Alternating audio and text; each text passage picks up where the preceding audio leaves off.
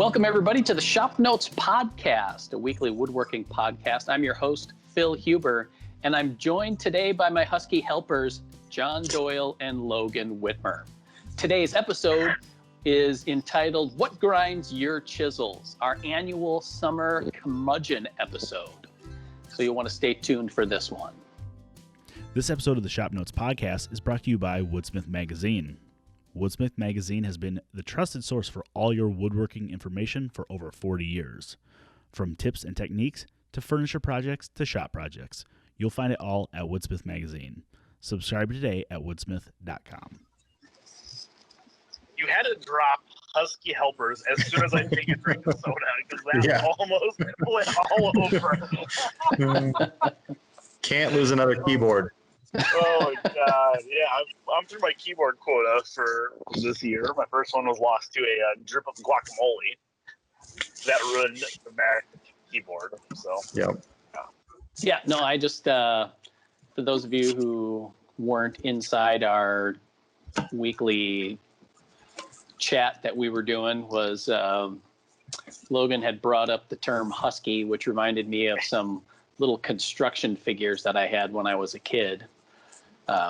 They were like, I think we said my brother had a dump truck and a cement mixer, and we had like a front end loader, and the little brawny construction guys that came with it were called husky helpers.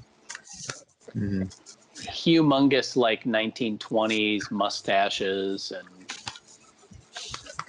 that kind of thing. So pretty amazing. Cool story. Yeah. Little throwback there to the late 70s and early 80s. That was kind of, I guess that was still a little after or before your time, huh? Who? John? No, I was born in 79. I remember. Yeah, I remember the husky helpers. Okay. It's before Logan's time, but. Well, yeah. Ask me what I was doing in the 70s and 80s. Go ahead, ask me, Phil. The 70s and 80s. You were there for part of the 80s. The 80s. 2 years of it. Dang right. Yeah. The best ones, the best 2 years. Yep. We finally figured it out by that point. Yep. Just in time to change it. Yep. So, all right. So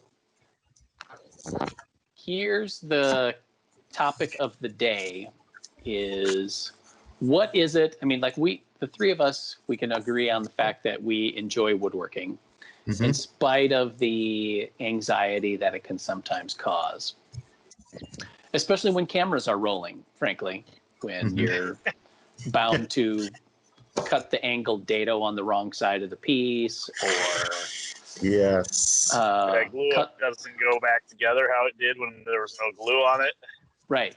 The stopped groove gets cut in between where the stopped groove should normally be, that kind of thing. So, but there's also, I'm sure, parts of woodworking that just kind of irritate you. And maybe it's also,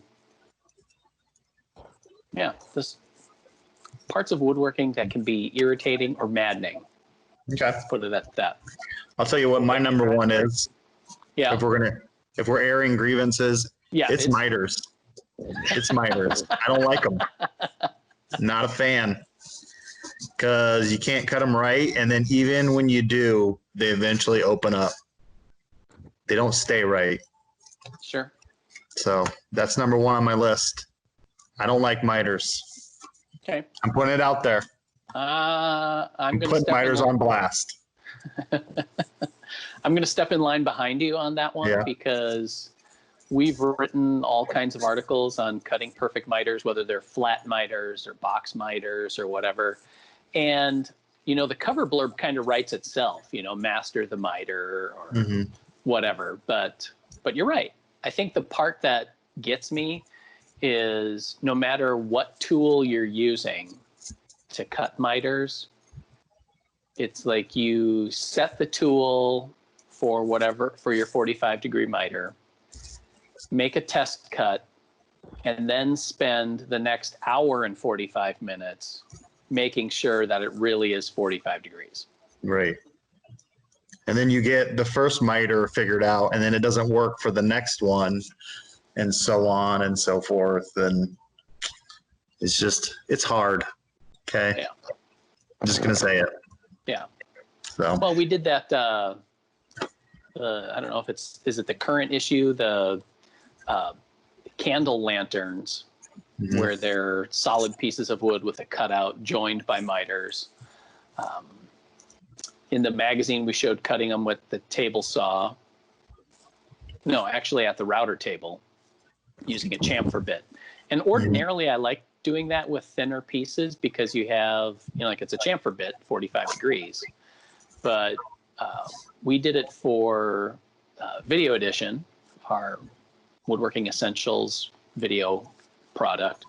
And when I was cutting them, I did the same method, used a template and a chamfer bit, and had smooth, crisp looking miters. But when I went to assemble that, it wasn't entirely tight. It was, it took a little bit of fitting. Yep. Then you just turn to the old shaft of a screwdriver burnishing method and smush down the corners and fill it with glue. Right. Although thankfully, and I don't know if it was because the pieces were tapered and mitered, if that starts to throw things off. Yeah. Or whatever. Thankfully, I had the outside corners fit tight or closed, and it was the inside where there were openings.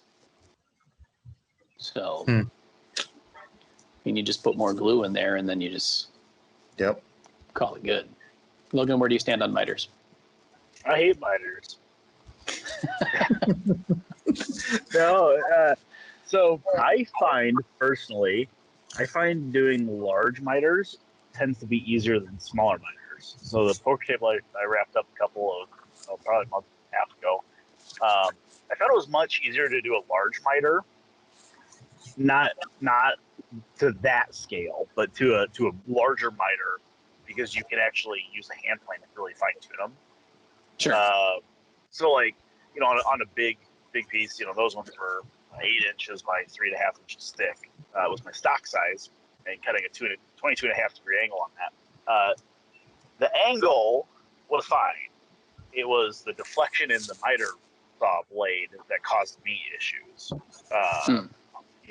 Even just with that big a stock, even making a cut and then coming back and making a thin kerf didn't work well. It twisted and deflected and stuff.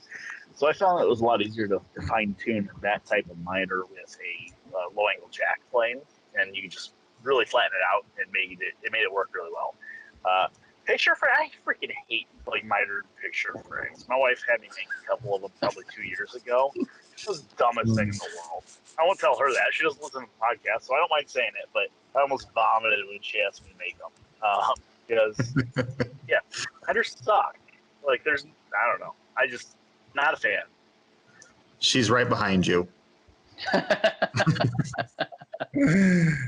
I did that too. I had my sister-in-law asked me to make a large frame that was mitered, and I figured out that the best way to make large mitered picture frames is to biscuit it so that the joint stays tight, and then paint it so that you can fill any gaps. Yeah. Well, I recommend General Finishes lamp black milk paint for that, because it just it's like a black hole with stamp brush. Right. Yeah.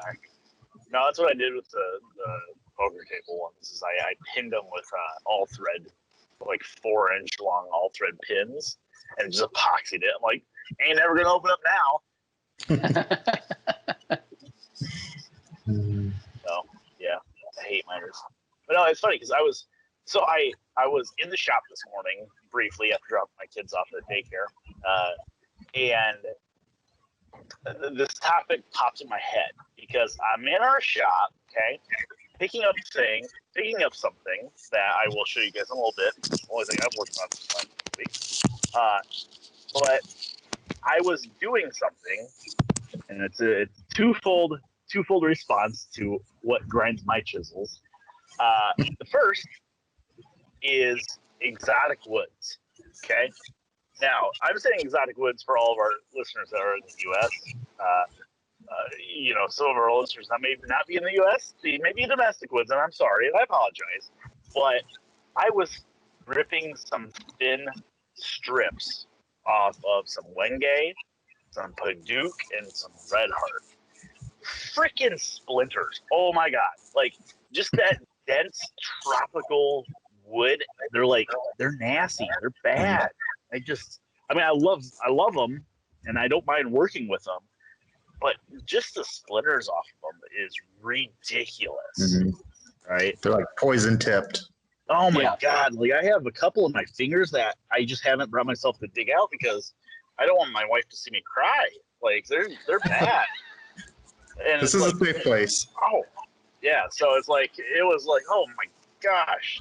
So that's the first thing that grinds my chisels is splinters, especially off of exotic woods.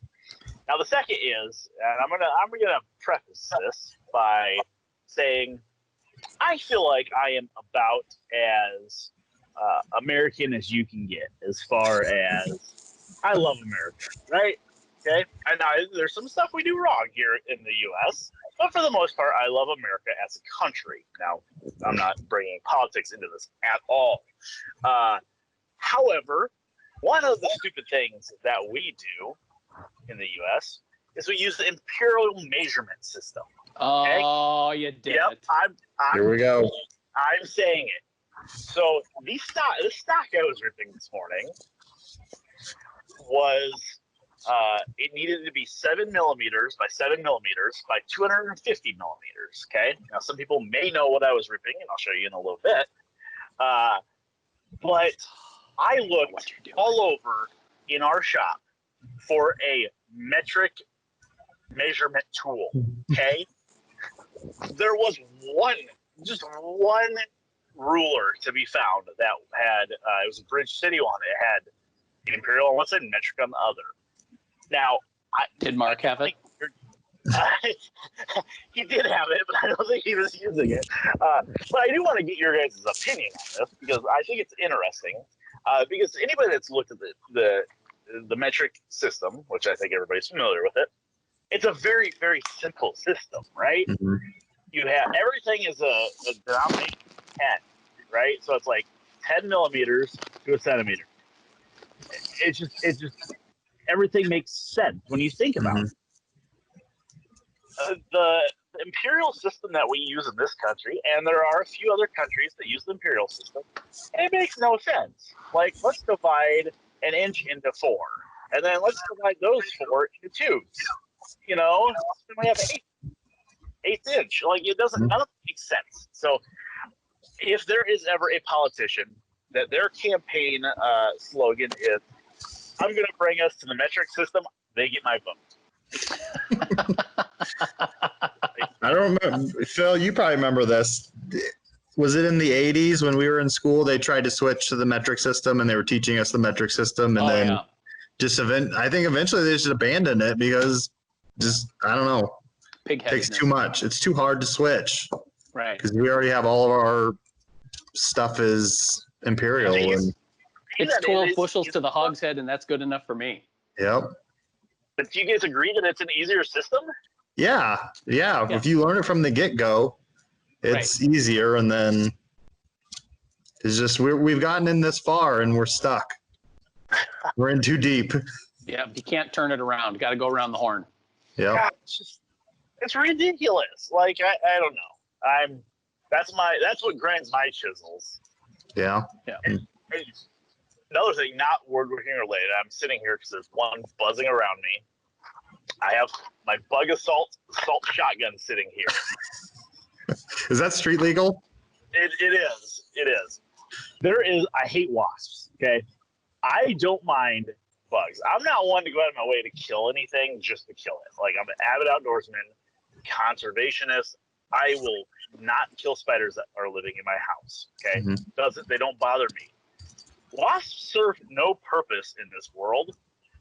So everyone that flies around, it gets salt shotgunned. So that's another thing that grinds my chisels from a non-woodworking standpoint. All right. It's fair. Today was the day of grievances. Okay. Right. Well, I mean, it's a safe place here on the ShopNotes podcast. Except unless you're a wasp. Right. Yeah. Which is funny because I read an article not too long ago on understanding wasps and the different kinds of them, and I thought it was actually pretty interesting. Oh, they're just misunderstood. No, they're not. They're dumb. You know what though? Like, is a cicada killer? Is that a wasp? Yes. Like they're huge and like scary, but they don't ever seem to like bother anybody. I mean, other than cicadas. Yeah. Well, yeah, but what does the first cicada do to that wasp? Right. I don't know. They're kind of loud and annoying. Look delicious. Yeah. Yeah. That's true. I think the ones that I like the mud dauber wasps with the real like thin section before you get to the fat back end. You know, it just looks like it just looks like it's made out of Tinker Toys. Your dad is going to make another comment. Yeah, I'm in trouble. Oh, Mr. Doyle, I am so sorry about your son. I'll just put myself on mute for like 10 minutes. I'm in the penalty box. All right, Bill, what grinds your chisels besides miters? Well, I'm going to preface this by the fact that my mother is a devout contrarian, and I take after my mom's side of the family. So I have a very strong contrarian streak in me. And that might also be the fact that I'm part of Gen X, which I think was supposed to be contrarian right from birth, and we disagreed with that as a group. So mine is the parts of woodworking or the woodworking community that tend to put the threshold on what exactly real woodworking is. So much so that, you know, that if you use biscuits or pocket screws or power tools or whatever, then you're some kind of infidel or something. Yeah. And, you know, and I encountered this even when I started at Woodsmith and I think the part that just kind of mystified me was, you know, I understand that in explaining something, we need to have some sort of standard or baseline to go off of. But I felt like a lot of the projects and instructions that we gave, it was like, if you can't do it on the table saw, it's not worth doing or explaining. Sure. You know, or you can't, you know, the only way that it can be done accurately is to show it on the table saw. So we'd make a, you know, let's say the bottom of a bench or something like that. And a lot of times those had to be notched in the corners to wrap around legs. You know, we'll show it on the table saw with a, you know, 18-inch high auxiliary fence on your miter gauge, and you got to make 2 cuts, and one of them is holding this, you know, 18 by 36-inch piece vertically, you know, and it's like, this is your accurate cut. And it's like, that's not really the best way to cut that. Because we won't show cutting it on a bandsaw or with 2 cuts with a handsaw or something like that. Because if you're doing it with a handsaw, you might as well just be bashing it apart with a rock or something like that. So, well, you know, it's funny you say that, because not bashing it apart with a rock, but it's like, I agree with you in the sense that, and I see this in some people in the woodworking community, that there's 2 trains of thought when it comes to doing a sort of work. Is there's the way you should do it, right? There's those type of people, like, no, the table saw is the best way to do that. Or, you know, in the turning world, there's guys that say, no, you should not use carbide scrapers because they're scraping, they're not cutting. That's wrong. But then there's the other group of people that say, you know what, I don't really care how you get from point A to point B as long as you do it safe. It's the result, right? So it's like, you know, in your example of cutting a notch in a corner of a panel, I follow in that second group where I'm like, I don't care if you do it on the table saw. I don't care if you do it on the bandsaw. I don't care if you do it with a handsaw or a coping saw. You know, as long as it looks good, great. You know, there may be a most efficient way, but then I'm result driven. Whatever gives you a good result. I don't care how you get there. Yeah, it's woodworking as a hobby is more of a journey than a destination. You don't just show up day one with all the tools and all the knowledge and all the techniques to do it the best way or to be a master craftsman. So it's like if you can screw two boards together and make something useful for yourself, that's woodworking. And then you have different levels of craftsmanship and that type of thing. So it's like, yeah, if you can meet your standards or make something useful out of wood, you're a woodworker, and then learn from there, I guess. So there's all types. And choose your path too. Like if you're content with the way that you're doing it, then, you know, develop your skills to do that to the best of its ability, you know, because I mean, you can do traditional hand cut mortise and tenon joinery and look like you used fireworks to excavate a mortise and it goes together and look awful. But I mean, you can have two pieces that are pocket screwed together and look awful too. You know, there is a level of skill involved in using any kind of tool to get, you know, competent results too. I also don't like the idea that one has to or should stay at some kind of a beginner level either and just be like, that's all you get out of it. You know, like take the time to learn and grow. Yeah. Well, and I also don't agree that there are, let me rephrase that. I believe that there are projects that we would consider beginner, intermediate, and advanced projects. But I don't think that should ever stop somebody from grabbing a project that's out of their skill set. You know what I mean? Like, you keep slapping together birdhouses with butt joints and screws. That's pretty much where your woodworking is going to go. I mean, expanding your reach and stretching your skills, I think, is as important as anything. Like, hey, tackle that project that is outside your comfort zone, or tackle that project that's going to give you or teach you the skills to become a better woodworker. Because you know what? You're going to get done with that project as a better woodworker than when you began it. So,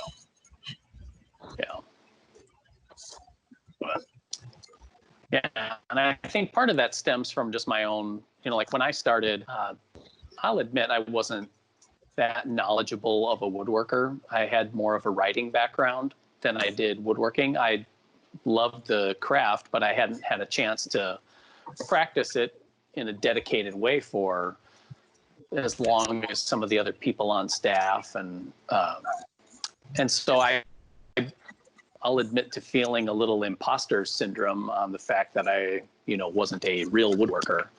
And so I just don't like people throwing obstacles in other people's way because you're not using the right terminology, or, you know, you don't drill seat holes in a chair with a brace and bit and you use a jig on the drill press, or, you know, whatever. So anyway. Yeah, that's fair.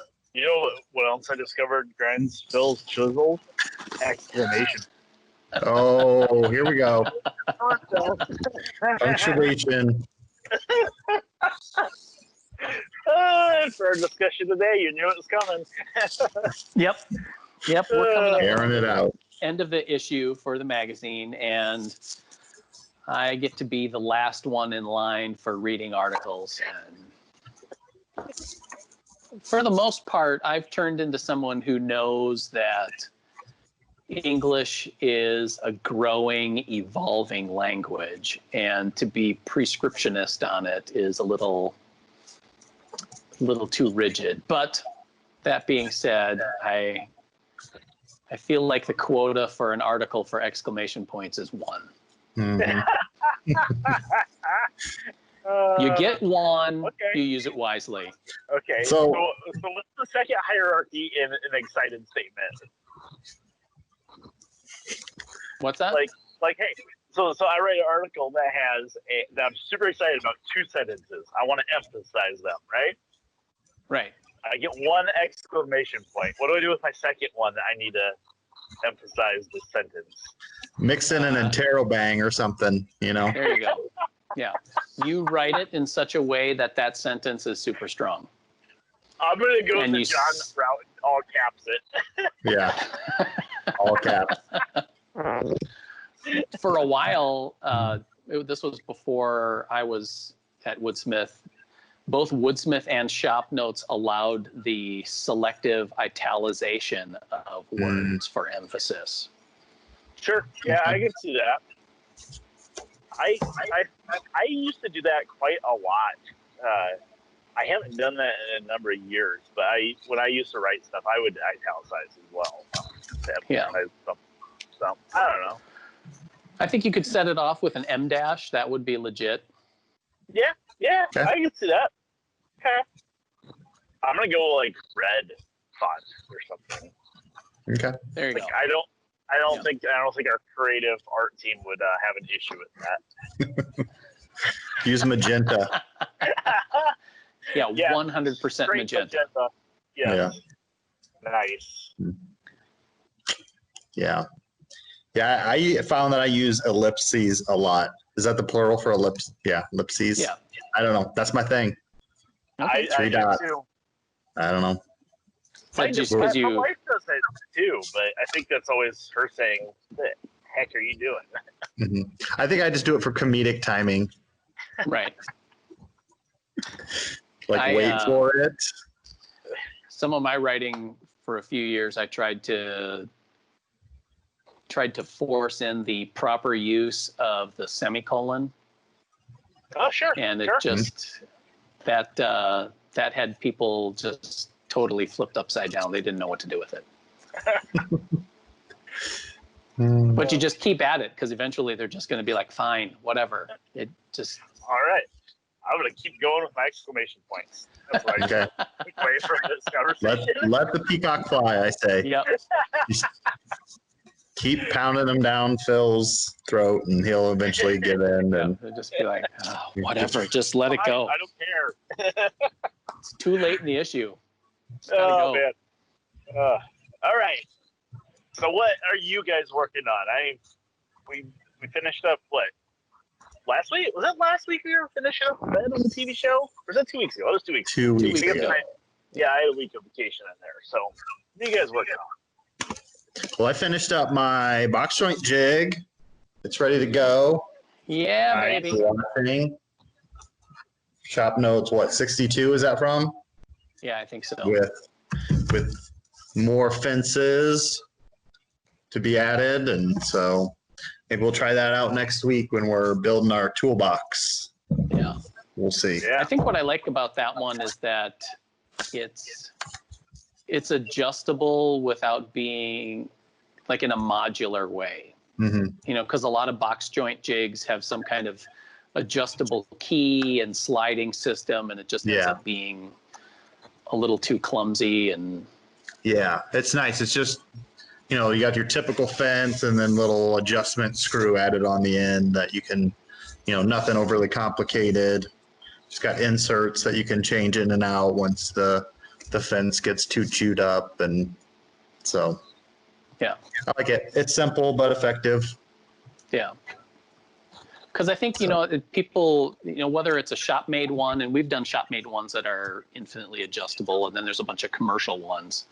Right. And at the risk of sounding like a commercial, that ShopNotes one is nice because, you know, let's be honest, most of the time you're going to be cutting box joints in a small range of sizes. Right. Probably 1/4 inch most of the time, and maybe 1/2 inch if you wanted to go big and crazy. Right. Yep. So if that's the case, then just make it so that you can just flip-flop between the 1/4 inch and 1/2 inch and move on from there. Yep. So unless you're a beekeeper, I'm repping my bee shirt today, and then you need to make big old 1.5 inch finger joints for nice box joints. Yeah. They're box joints at that point, right?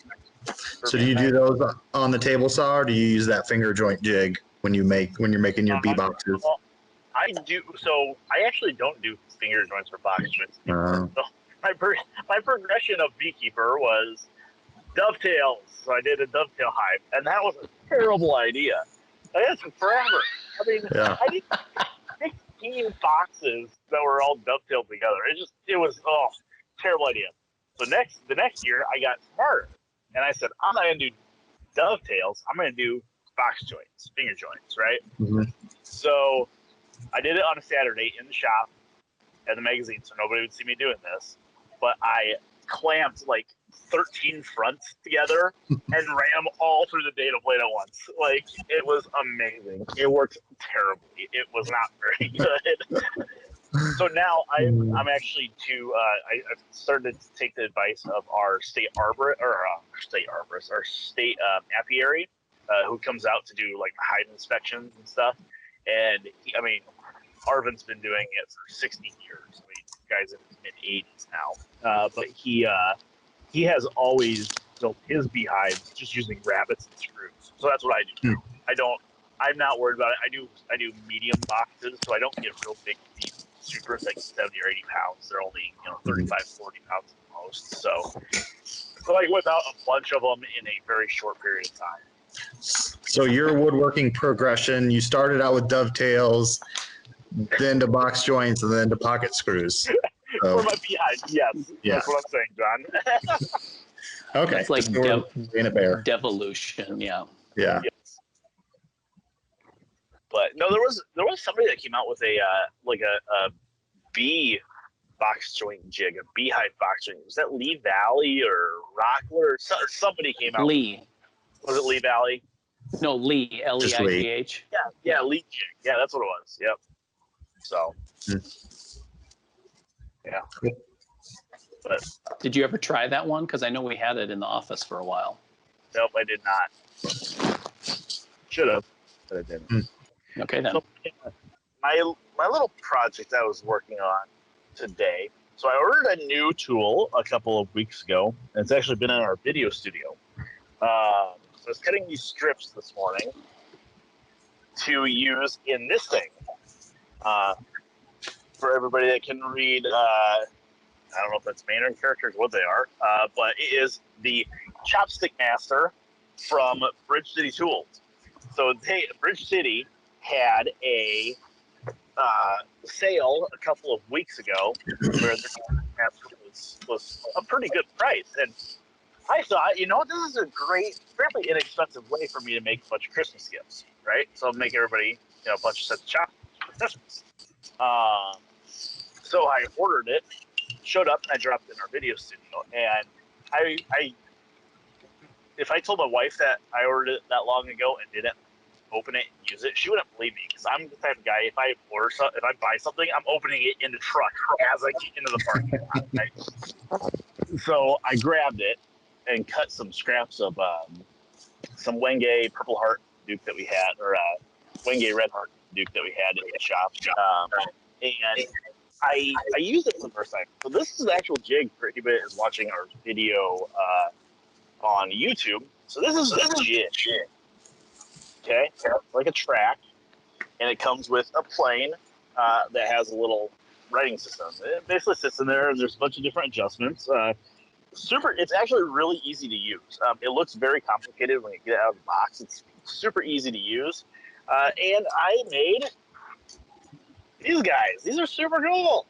So I made a pair of Wenge, and I think this is Red Heart chopsticks, and it creates the taper, and they're kind of cool. So they're square profile, and it tapers them down from 7 millimeters down to this is the bigger version. So this is I think like 5 millimeters at this end, but then it also cuts the tips into an octagon. I don't know if that will pick up very well or not, but it's really cool. I handed one to my wife when I finished the set of them this morning, and she's like, "Wow, these are actually like super ergonomic because the square profile fits in your hand nicely, but then the round tips or the octagon tips, doesn't really matter what orientation you're in, you can still pick stuff up." So super cool.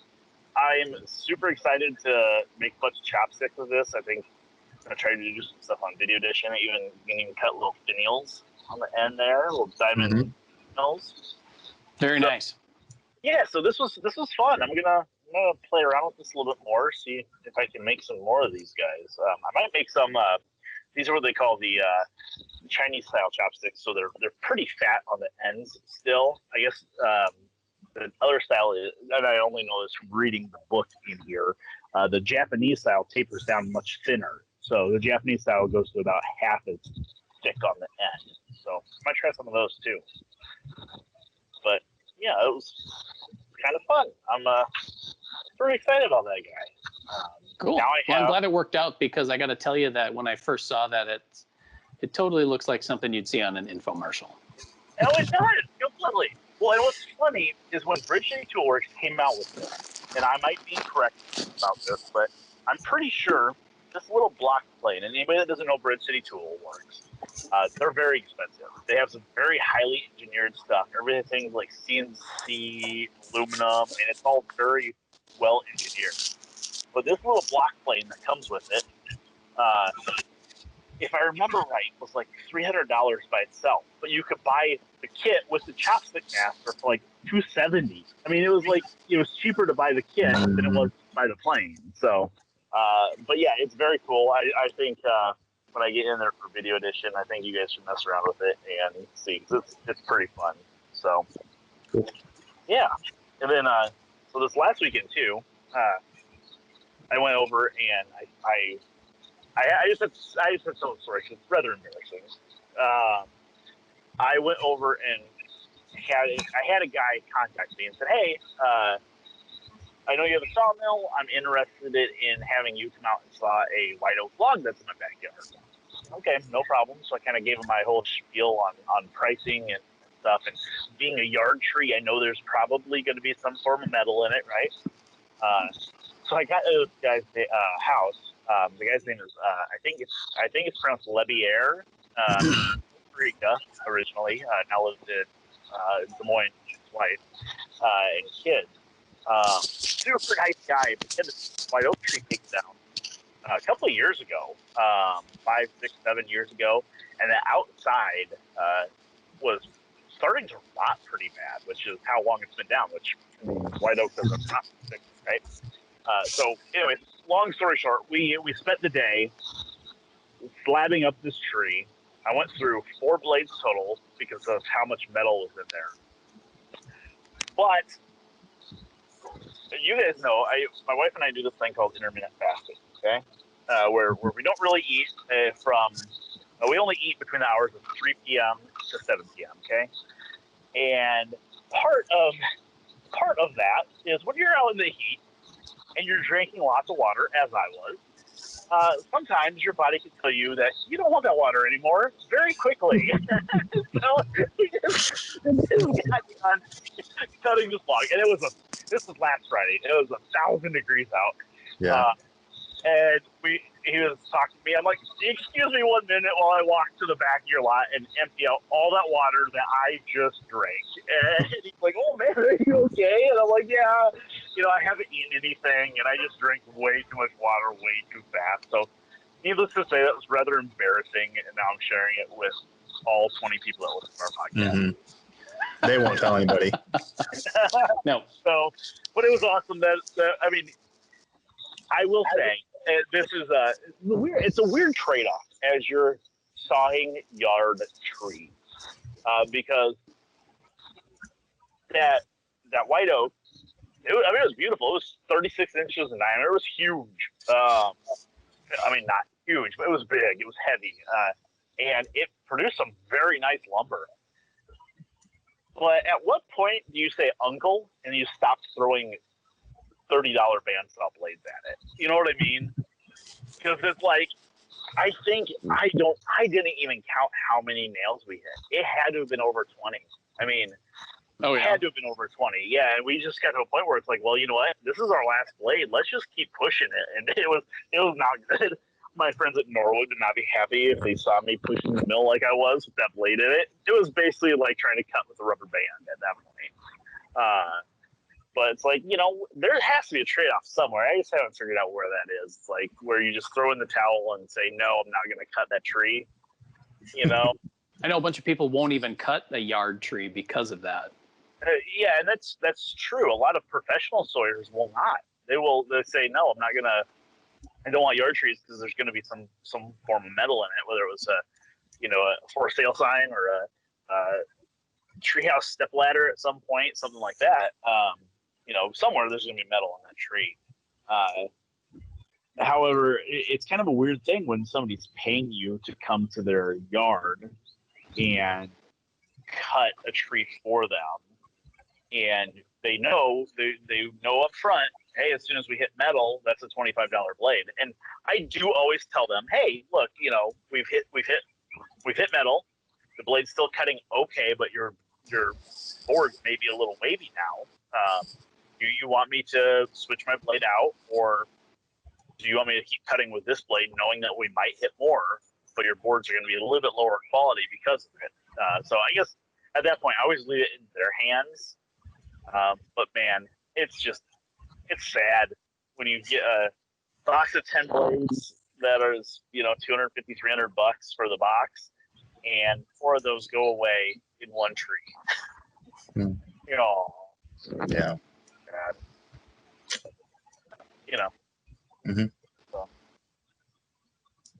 Bill, what are you working on? Well, I'm still finishing up my shoulder plane, which I have I have a plywood wedge in it right now because I'm trying to dial in what the size of it and what the angle of the taper is supposed to be for it to wedge into place. And I've realized, and I even did it earlier this week, I finally pinned the infill pieces into the body and sanded it all smooth. And for the most part, I'm really happy with how that turned out.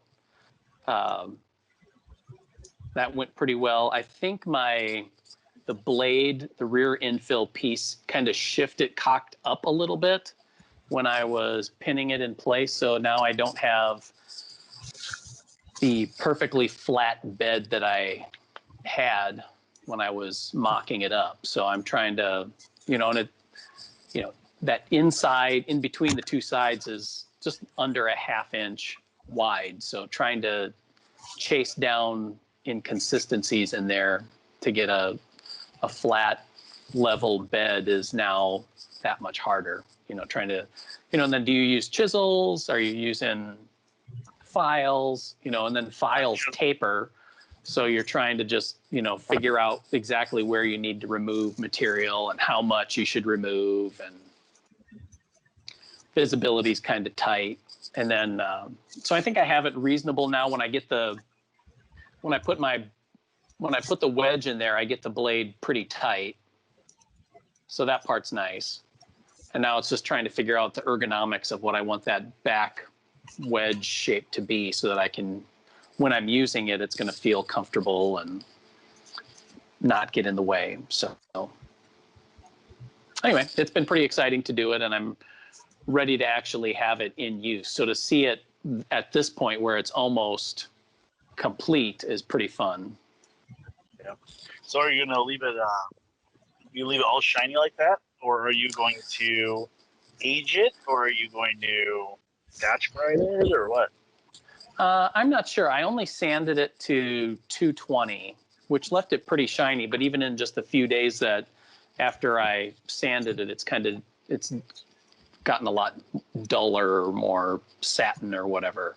I'm probably going to age it, but I'm not sure how far. Because, you can let it keep applying the antiquing solution and get it to be almost like a dull steel color. And I don't know that I want to go with that, but there's no way I want to try and keep it shiny because that's just a recipe for disaster. Yeah. Yeah. I think after watching you do that, that might be one of my next planes is a infill shoulder plane like that. Because I have a rabbit shoulder plane. Right. Like a rabbiting block plane. Right. That I can use as shoulder plane, but something narrow like that would be nice for hitting dados and stuff. So I might take a note out of your book and work on one of those. Yeah, it was.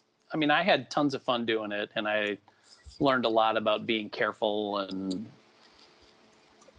so it's definitely a learning experience, and I'm really liking how it's turning out, the shape of it, and there's kind of a shop-built adjuster on it for advancing and retracting the blade. So in that sense, it'll be kind of nice to have it done and ready to use. And then this one, the blade is like 11/16 wide. So I could drop it into a 3/4 inch rabbet, or not a rabbet, into a dado or a groove, and it not bind in there, so I could adjust the size of it, even for like 3/4 inch plywood, be able to still put it to use there. Because I have a Stanley shoulder plane that's exactly 3/4 of an inch, and I love using it. It, comes in handy for a lot of stuff, but I just like making my own tools. It's cool. I think it's one of the very few hand tools I've ever seen John pick up and use is shoulder plane. Seriously, I don't know that even a chisel. I don't know if I've seen John pick up a chisel. I've used them to open paint cans and right. clean up glue. Yeah. But I see him use a shoulder plane all the time. Yeah. So maybe there's something there. Maybe I need to make one. Yeah. Where it's at. Yep. Yeah, no, the chisel he uses to scrape off all the glue from the underside of the bench. That he has put there with his fingers. Yeah. You animals. The glue stalactites on there. Yeah. I don't know. I've since I've been working at home in my own shop, I've cleaned up my block plane and sharpened all my chisels, and nice. Been using them a little bit more. So I'm getting there. It's a journey. Yeah. Sounds good. Yep. All right. Thanks, everybody, for tuning into this episode of the Shop Notes podcast. If you have anything that grinds your chisels, we'd love to hear about it. You can send us an email. It's woodsmith@woodsmith.com. You can also check out the show notes page at woodsmith.com/podcasts. Also, wherever you get your podcasts from your local podcastery, please feel free to give us a good review and a 5-star rating if it's appropriate. So we'll see you again next time for the Shop Notes podcast. This episode of the Shop Notes podcast is brought to you by Woodsmith Plans. You'll find nearly 1,000 plans covering everything that you'd want to build, from furniture projects to gift projects, kitchen accessories, workshop projects, and jigs, and more. Find your next project at woodsmithplans.com. Okay, now I gotta figure out how to stop this on here. And save.